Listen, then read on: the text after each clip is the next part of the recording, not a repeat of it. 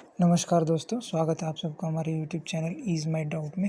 जो आज का टॉपिक आपके लिए लाए वह है कि सोना खरीदते समय किन बातों का आपको ध्यान रखना है। दोस्तों बताना चाहेंगे जो सोना है उसे खरीदते वक्त जो है आप चाहे चांदी हो या सोना, आप चाहते हैं कि सबसे बेस्ट अच्छा आपको जो है गहना मिले और वह उचित दाम पर मिले, और अगर आप उसे कभी बेचें तो भी आपको उसका अच्छा पैसा मिले।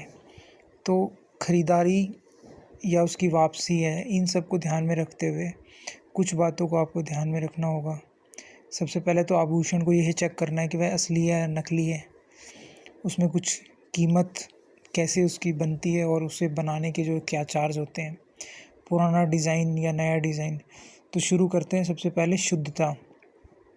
अगर आप जितने भी नए गहने हैं उन पे हॉलमार्क को अगर इस्तेमाल करते हैं या उस पर आइडेंटिफिकेशन नंबर जो है वह एक लिखा होता है, तो हर सोने को आप ख़रीदते वक्त या उसका सिक्का या आभूषण जो है हॉलमार्क का निशान देखें, और यह जो है उसकी शुद्धता की गारंटी होगी कि वह सोना जो है असली है।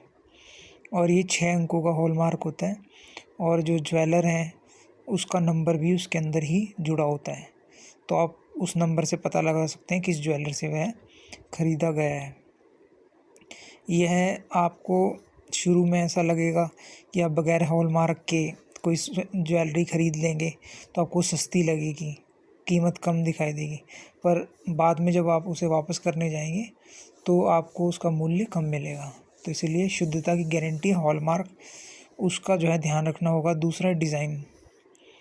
दोस्तों आजकल ऐसे ऐप बना दिए हैं, सरकारी ऐप है जैसे भारतीय मानक ब्यूरो का BIS केयर, उसमें जो है आप नंबर डालकर, आइडेंटिफिकेशन नंबर डालकर ज्वेलरी का उसका डिज़ाइन देख सकते हैं और उसकी शुद्धता के बारे में और अधिक जानकारी ले सकते हैं। मोती या रत्न ऐसी ज्वेलरी जो है आप चेक कर सकते हैं, और इससे आप ये भी चेक कर सकते हैं कि वज़न कितना था सोने का, या जो उसमें रत्न है उनकी अलग अलग से क्या कीमत है। फिर है कीमत। तो कैसे तय की जाती है कि जो है सोने की दाम या उसकी कीमत कैसे, भाव रोज़ बदलते रहते हैं सोने के। जो 24 कैरेट सोना है, एक उदाहरण ले सकते हैं कि मान लीजिए वो जो है 80,000 रुपये पर 10 ग्राम। तो 1 कैरेट जो है सोने का दाम अगर आपको निकालना होगा तो 80,000 को आप 24 से डिवाइड कर देंगे, तो जो है उसके अकॉर्डिंग मान लीजिए वो 3,000 बनता है। अब आपको 24 कैरेट से दोस्तों गहना नहीं बनाया जा सकता, तो 22 कैरेट से बनाया जा सकता है। तो उसके दाम निकालने के लिए जो मूल्य 3,000 निकला था प्रति 1 कैरेट का, उसके साथ आप 22 को गुणा कर दें तो उससे एक नया दाम निकल जाएगा। उदाहरण के लिए मान लीजिए वह दाम 70,000 है। दोस्तों इसमें GST शामिल नहीं है, वो अलग से लगता है, और मेकिंग चार्जेस भी इसमें शामिल नहीं है, अलग से होते हैं। अब मेकिंग चार्जेस की बात करते हैं। जो वेस्टेज है और डिज़ाइन है उससे पता चलता है कि किसी गहने को बनाने की क्या जो है उसकी कीमत रखी जाएगी बनावट की सोने से अलग। तो जो इंडियन बुल्स जो एक संस्था जो है वह अलग अलग ये संस्थाएं बनी हुई हैं, वह डिज़ाइन जो है वो घिसाई ढुलाई के बारे में बताती हैं। तो उसमें आपको बताया जा सकता है कि वह यह प्रमाणित करते हैं कि 2 से 10% तक जो है वेस्ट हो जाता है अगर कोई गहना बनाया जाता है, उसमें जो वेस्टेज है सोने की, तो उसे मिलाकर ही मेकिंग चार्ज बनाए जाते हैं, यानी बनाने में कितने जो है पैसे लगे।